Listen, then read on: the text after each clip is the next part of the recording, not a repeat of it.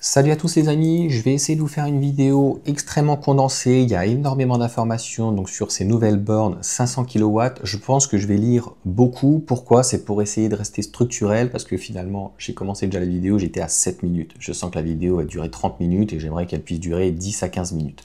Elle sera chapitrée. Donc dans cette première partie, on va parler donc de cette nouvelle technologie, ou en tout cas le 800 volts qui existe déjà chez d'autres constructeurs. La Chine est plutôt précurseur sur du 800 et du 1000 volts, et de l'autre côté, l'Europe a déjà, avec du Unity, je crois qu'il y a des Electra, etc., fait du 800 volts, et donc qu'est-ce que finalement ces bornes vont apporter? Donc Tesla a officiellement activé donc sa première station superchargeur donc complète de V4, borne plus armoire électrique, puisque je vous mettrai énormément donc de vidéos d'intégration pour illustrer tout ça. En fait, il y a eu des V1, aujourd'hui on est sur du V4, le V4 est ouvert au nom Tesla, mais l'armoire actuellement était en V3. Alors cette armoire V3 était en 400 volts, mais elle était bridée, elle était capable de faire 500 volts, mais il l'avait débridée notamment à certains endroits où il y avait déjà le V4, puisque le tout V3, donc c'est ces anciennes, entre guillemets, stèles, essentiellement en rouge et en blanc. Les nouvelles sont plus modernes et en noir et avec un câble, et normalement l'année prochaine, il y aura obligatoirement un prépaiement donc, ou un paiement sans contact. Donc le 500, d'avoir développé et d'avoir débridé à 500 volts l'armoire à son maximum, et avec la stèle qui pouvait de toute façon prendre 1000 volts, au final en kilowatts, il pouvait sortir un peu plus de 300, je crois que c'était 320, 326 ou 327. Donc l'intérêt c'est pour le Cybertruck, hein, ça on y reviendra parce que la batterie est très grosse, le semi, ça aussi on y reviendra, mais aussi pour toutes les marques chinoises, mais Mercedes, BMW qui arrivent, et je vous ferai une conclusion. Donc cette borne, elle est, du moins cette station, pardon, le 29 septembre 2025 à Redwood en Californie, donc Redwood City. C'est la première station au monde entièrement équipée de ces nouvelles armoires V4 qui marquent la fin de cette histoire. Ça fait 3 ans que ça dure. Il faut savoir que pour Tesla, que ça soit pour l'architecture 800 volts, que ça soit pour toute nouvelle technologie, que ça soit pour le Cybertruck, les nouvelles technologies qu'il y a, il faut qu'il y ait un intérêt aussi productivité. C'est-à-dire qu'à chaque fois qu'ils vont intégrer quelque chose, le but c'est de pouvoir éventuellement réduire les coûts. Donc bien sûr que l'architecture 800 volts, que ça soit pour les bornes, stèles, ça les intéresse, mais aussi pour la voiture. C'est-à-dire que l'intérêt sur la voiture, c'est de ne plus être sur une architecture, on va dire en dérivation, mais plutôt tout de série. Pour un diagnostic, c'est plus simple, et d'avoir un câblage plus fin, et ça va coûter donc moins cher. Même si, encore une fois, ça c'est très important de comprendre, au départ, le développement, et surtout par rapport aux matériaux, ça demande des matériaux renforcés. Je ne vais pas rentrer dans le détail, mais l'effet Joule, en fait, fait que on peut avoir un câble plus fin, puisqu'en fait on a moins de chauffe grâce en fait au voltage, grâce à la tension en tout cas, mais à contrario, comme on a beaucoup plus de puissance, on double pratiquement la puissance. Pour la batterie, pour la borne, pour l'armoire, c'est pas forcément un souci, ça va être un souci donc des matériaux. Donc ça va demander des matériaux plus coûteux, pas forcément complexes. Ces matériaux plus coûteux, c'est comme sur un moteur électrique, je vous l'ai dit, c'est comme sur une batterie avec des densités, batterie LFP, le ferrite qu'on peut utiliser éventuellement donc par rapport aux aimants permanents. Plus vous allez utiliser en fait des matériaux qui sont costauds, plus bizarrement ces matériaux sont difficiles à délier, en termes de pollution, de retourner la terre, etc. Donc le coût n'est pas le même. Donc la grosse force de Tesla, ça on y viendra, c'est clairement le prix de leur borne. Je tiens à rappeler que Tesla vend aussi leur stèle à n'importe quelle en fait entreprise qui veut faire la distribution, ou même une entreprise par exemple qui veut acheter une très grosse entreprise du CAC 40 ou aux États-Unis ou peu importe, comme avec le semi, ils vendent le semi, mais ils vont vendre à Pepsi carrément la possibilité de pouvoir recharger directement le semi donc dans l'usine. Donc fini cette petite présentation, les caractéristiques techniques. A priori 500 kW, Tesla sont les meilleurs là-dessus. Donc encore une fois, fortement critiqués, ils arrivent un petit peu en retard, mais ce sont aujourd'hui les meilleurs. Les armoires V4 supportent une tension jusqu'à 1000 volts avec une puissance totale de 1 MW. Alors 1 MW, oui et non, parce que normalement le semi pourra prendre 1,2 MW. et en pic bien sûr les voitures particulières 500 kW. Donc le Cybertruck aujourd'hui, pour ces personnes qui habitent à côté de cette nouvelle station et de Stel, eh bien ils prendront 500 kW. C'est très important pour ce type de batterie, ça on y reviendra, parce que bah voilà, les batteries très grosses, et ça sera intéressant pour les petites batteries parce que ça va permettre de compenser eh bien, le manque d'autonomie. Donc pour le Tesla Semi, voilà, ça monte jusqu'à 1,2, elles sont 3 fois plus denses en puissance, 2 fois plus efficientes, amélioration de 2% par rapport au V3 et plus fiable grâce à des modules interchangeables. Ça, je vous le mettrai en incrustation soit avant, après, je vais vous mettre le maximum. Donc en fait, il y a des petits modules et c'est encore une fois la force de Tesla. Je suis pas sûr qu'ils soient réellement dans l'environnement, mais le but, c'est de pouvoir avoir un accès, que ça soit sur des bornes, que ça soit sur des véhicules, eh bien, à quelque chose qui soit facilement remplaçable pour le service après-vente, les moteurs par exemple. Ils tombent les cieux, ils remettent un nouveau, ça part au recyclage et c'est hyper simple à faire. Tous les autres, Renault par exemple, mon moteur Renault, s'ils doivent l'enlever, laisse tomber, ils en ont pour 15 jours. Là, ils t'enlèvent le moteur, ils te font tomber en une demi-journée, c'est plié. Donc premier test, donc plus fiable grâce à des modules interchangeables, le coût de déploiement réduit, donc il faut savoir que le V3, enfin avec une armoire V3 et une Stel V4 comme actuellement, nous étions aux alentours des 43 000 €, entre 40 et 45 000 $. Donc aujourd'hui, le coût de déploiement est de moins de 40 000, aux alentours des 40 000 $, moins de 40 000 € très certainement en Europe. Ça va arriver donc avec des financements aussi européens, ça sera ouvert au non Tesla et donc tout ce qui est Kia, Hyundai ou autres pourront donc s'y charger et installer donc plus rapidement sans bus d'essai, donc entre armoires. Premier test, un Cybertruck a été vu donc chargé à 500 kW ajoutant jusqu'à 30% de batterie de vitesse en plus par rapport aux 325 kW, c'est ce que je vous disais actuellement sur les stations V3.5, borne V4 avec armoire V3 et une armoire donc V3 qui est entre guillemets débridée, débloquée donc à 500 volts.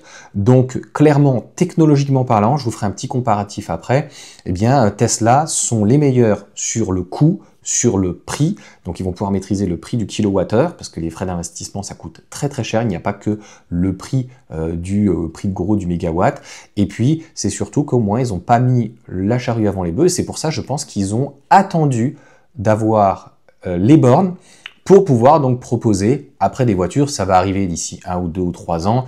Encore une fois, je pense que c'est très intéressant pour de la Model S, la Model X, parce qu'on est sur des batteries de 100 kWh. Là, le Cybertruck, on est sur du 123 kWh. Ça va permettre peut-être même, on sait très bien que Tesla avec Panasonic, mais avec d'autres constructeurs ou fournisseurs de batteries, comme la iX3, mais bien d'autres, d'avoir des batteries demain de 100 ou 150 kWh, avec des batteries même solides. Je vous reparlerai d'une vidéo entre solide et batterie sodium. Je pense que l'avenir est aux batteries solides. Et donc d'avoir finalement des batteries sur des véhicules de 4,70 m, 4,80 m, demain de 150 kWh, ce ne sera pas forcément un problème. Le tout, c'est de pouvoir recharger ces batteries qui sont très grosses. Donc il faut passer obligatoirement par une architecture 800 volts.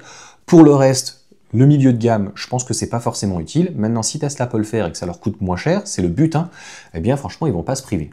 Donc le déploiement, parce que on pourrait se dire, bah écoute, ça peut être que dans les pays arabes, parce que le Cybertruck est prévu là-haut, ça peut être éventuellement en Corée, puisqu'en fait le Cybertruck va être là-haut, ou aux États-Unis, et puis uniquement pour le semi. Encore une fois, je le répète, donc Tesla va et vend de toute façon les V3, les V4, peu importe, en tout cas plutôt les V4 en Stel et les V3 en armoire, mais ça va être de toute façon des V4 en armoire donc par la suite.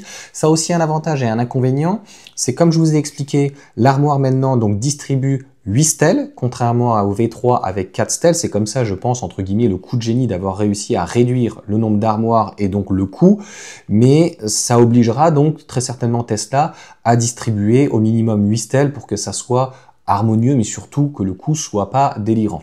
Encore une fois, la très grosse force, c'est que tout est prééquipé. Et avant, on avait donc une stèle, notamment au Mans, quand les V4 sont arrivés, eh bien, une armoire, une stèle, enfin 3 stèles, pardon, voire 4 stèles. En Europe, je sais, du côté plutôt nord-nord-est, eh bien, on est plus nord-ouest, pardon. On est plus sur nord-est, pardon, mais de toute façon dans le nord de l'Europe, on est plus sur des stations ou des superchargeurs plus petits, avec 3-4 stèles. Donc là, on va voir arriver donc l'émergence de nouvelles stations. Dans un premier temps, ils vont développer, que ça soit en Europe, aux États-Unis, et ça va arriver très vite en Europe, hein, ne vous inquiétez pas. En fait, il suffit juste de changer l'armoire, mais il va y avoir de nouveaux endroits. Je pense qu'ils vont inaugurer quelque chose sur Paris. D'ailleurs, il y a quelque chose qui est prévu sur Plaisir. Donc, ça fera plaisir, c'est le cas de le dire. Et c'est surtout que Tesla pourra donc éventuellement les V2, comme on peut avoir à Orgeval, qui est sur des charges partagées, passer directement au V4. Je pense que les V3 vont rester. Et comme au moment, par exemple, ou des endroits où il y a des extensions, où on a du V3 en plus du V4, peut-être de venir renforcer. Après, ça sera à eux de communiquer, puisqu'en fait, le V3, on sait qu'il sera, entre guillemets, sur du 400 volts. Mais quand tu vois une stèle V4, sauf si tu es dans ton véhicule, comment on va pouvoir les différencier? Ça, c'est important. Par la suite, pour ceux, si le Cybertruck arrive en Europe, je pense qu'il arrivera. Et de toute façon, d'ici 1, 2, 3 ans maximum, ce type d'architecture arriveront. Pour les gros véhicules, moi j'espère que ça arrivera pour une compacte. Ça, c'est un truc de fou. Une compacte avec 40 kWh pour le quotidien et qui serait très légère. Là, le Cybercab devrait faire 900 kg. Donc honnêtement, consommer 10 kWh avec une batterie de 40 kWh, donc 10 kWh au 100 km et une batterie de capacité de 40 kWh, avec 300 km d'autonomie, ça suffit largement. Et si tu dois t'arrêter toutes les 2 heures et que ça te prend dans ces cas-là 10 minutes, franchement, je trouve ça super. Donc en fait, le 800 volts est intéressant que s'il compense une très grosse batterie, et qui, voilà, il faut qu'elle prenne plus, ou une toute petite batterie, parce qu'en fait, elle n'a pas assez d'autonomie. Pour le reste, aujourd'hui, si vous faites avec une grande autonomie 4 heures de route et que vous arrêtez de façon une demi-heure pour manger ou 3/4 d'heure, vous n'aurez même pas le temps limite, donc il faudra limite partir de ce type de choses. Donc le déploiement, de toute façon, il va se faire. Aujourd'hui, Tesla a déjà 7700 stations, 73 000 bornes donc à septembre 2025, énormément donc en Europe, 1500, aux États-Unis ils en ont 3000 et 3000 en Asie donc Pacifique. Donc ça va venir, mais a priori le déploiement se fera dans un premier temps aux États-Unis, très rapidement en Europe, mais il n'y aura a priori pas pas de upgrade, c'est-à-dire qu'ils vont pas enlever dans un premier temps l'armoire. Soit ça sera pour des extensions éventuellement d'endroits qui sont déjà présents éventuellement, c'est ce que je vous ai déjà dit, ou des nouveaux endroits, ou donc par exemple à Plaisir, je pense que Plaisir est prévu d'ici peut-être maximum 1 an, on n'en parle pas énormément, mais je crois que l'endroit est encore tenu secret, mais voilà, il sera à côté d'Ikea, je crois, et du la outlet là. Et le V2 par exemple à Orgeval, ils n'ont pas fait d'upgrade sur un V3, V4, mais directement, je pense, sur un V4. C'est un endroit en plus qui est très stratégique, d'autant plus que le centre de Chambourcy n'est pas très très loin. C'est pas que ça la fout mal, l'hôtel est super bien, le parking est super bien, et ça va permettre donc, sans mettre énormément de bornes, 8 bornes, ça suffira largement, parce qu'en fait, demain, quand les Tesla auront des architectures 800 volts, c'est sûr que le débit va aller beaucoup plus vite, mais on ne peut pas reprocher encore une fois à Tesla de ne pas avoir mis la charrue avant les bœufs et de pouvoir maîtriser les coûts, parce que ça aussi, je ne vous l'ai pas dit, mais on va dire que armoire borne, donc le global, une borne coûte entre minimum 50 à 100 000 euros. Donc, quand on a un coût du kilowattheure pour le particulier qui est très cher et des infrastructures qui ont coûté très cher, ça va être très long à amortir. Et ça, encore une fois, c'est la force donc de Tesla de pouvoir en fait avoir un autre ratio et d'amortir très très vite et de pouvoir donc partir. Encore une fois, la seule chose qu'on peut reprocher, c'est que ça a mis pas mal de temps, mais ce qui est bien, c'est que ça va être fiable, ça va être au point, ça va se développer très vite parce que les financements en plus en Europe donc seront européens, mais c'est surtout que Tesla en fait dégage de l'argent dessus, donc ça va être encore une fois très positif. Donc quel est l'intérêt? C'est quand même ce que je vous disais, d'avoir du 800 volts en armoire et donc en borne, en stèle, si finalement c'est que pour le Cybertruck, sachant que ça va être développé clairement partout, les États-Unis seront prioritaires, ça va se faire rapidement aussi en Chine et en Europe. Parce que donc, même si on n'a pas de Cybertruck, eh bien concrètement, il y a énormément de marques. Avec Kia Hyundai, je crois que c'est les premiers, les précurseurs. Nous avons toutes les marques chinoises, notamment avec Xpeng. Donc le Xpeng pourra aller se recharger avec ses 451 kW. Voilà. Et on aura bien sûr donc Mercedes qui arrive fort et aussi donc BMW. Donc concrètement, c'est tout à fait logique. Ça a pris un peu de retard. mais ça va arriver. La seule dernière chose qu'on peut se poser comme question, c'est, là on va avoir des puissances très importantes, au-delà de parler en joules, au-delà de parler en watts, c'est surtout sur le kilowatt, et est-ce que Tesla des fois ne proposera pas éventuellement moins de stèles, ou éventuellement un écosystème complètement fermé, c'est-à-dire comme ils ont fait donc ce qu'ils appellent un oasis, c'est-à-dire panneaux photovoltaïques, pompe à chaleur, onduleur, mais surtout donc des batteries avec mégapack, mégabloc ou autres, sous terre d'ailleurs, et leur stèle pour, voilà, je ne sais pas, au-delà du transformateur, si ça va pas déséquilibrer en fait les puissances, parce que ça va être des puissances assez folles. Donc ça sera la conclusion, et Tesla sont les meilleurs aujourd'hui et sera les meilleurs en Europe. Je vous le rappelle, l'armoire, donc je crois qu'elle doit être fabriquée là où il y a les mégapacks, donc au Nevada. Les armoires, le temps qu'elles soient fabriquées en grande série, qu'elles arrivent en Europe, ça va arriver quand même donc très vite. Pour les Tesla, mais en Europe, il n'y en a pas, donc en fait ça sera pour les non-Tesla dans un premier temps, mais ça va arriver pour les voitures, vous inquiétez pas, électriques, ça va arriver vraiment très vite.